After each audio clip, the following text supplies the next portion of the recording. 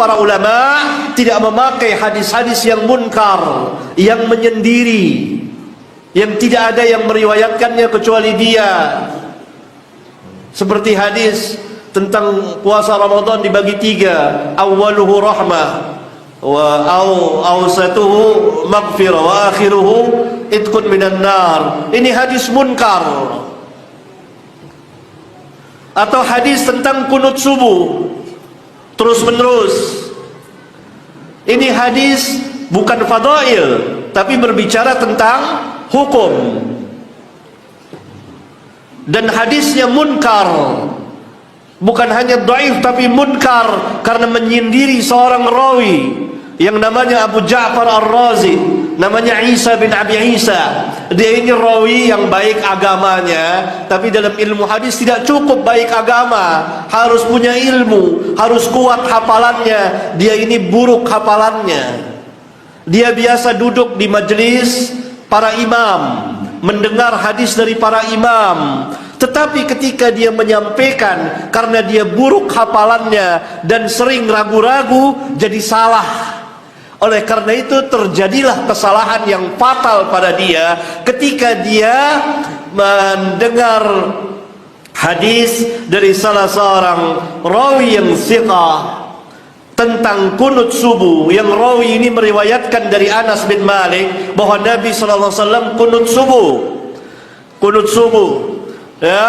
Dan kadang-kadang Nabi SAW lama kunut. Yang dimaksud lama kunut, lama berdirinya setelah ruku' i'tidal. Karena salah satu arti kunut adalah lama berdiri. Karena itu Nabi SAW pernah ditanya dalam hadis riwayat Imam Muslim, salat yang paling utama apa? Tulul kunut, lama berdirinya. Nah, dia salah paham. Dia sangka lama berdiri terus menerus kunut. Terjadilah kerancuan di dalam riwayatnya. Karena itu nggak ada yang meriwayatkan hadis kunut subuh terus menerus kecuali dari jalan dia, karena dikatakan munkar. Dia meriwayatkan dari rawi-rawi thiqah apa yang sebenarnya bukan dari hadis mereka, karena hafalannya buruk, sering salah, sering ragu-ragu. Dia orang baik, tapi dalam ilmu hadis tidak cukup jadi orang baik bisa diterima riwayatnya, harus punya ilmu. Nah, dia telah tersalah menerima hadis tentang kunut dari seorang rawi thiqah yang dapat dari Anas bin Malik, sehingga dia mengatakan bahwa Nabi SAW mazala Rasulullah SAW yaqnutu fil fajri hatta faraqad dunya. Nabi SAW selalu kunut subuh terus menerus sampai berpisah dari dunia. Ini bagian yang dia tersalah, keliru dalam menyampaikan. Maka hadisnya munkar karena hanya keluar dari jalur dia.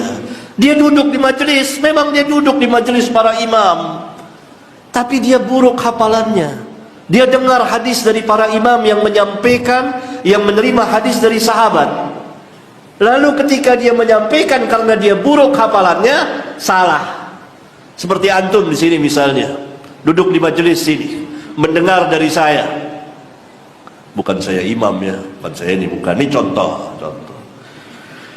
Keluar, antum buruk hafalannya, tidak mencatat, tidak kuat hafalannya.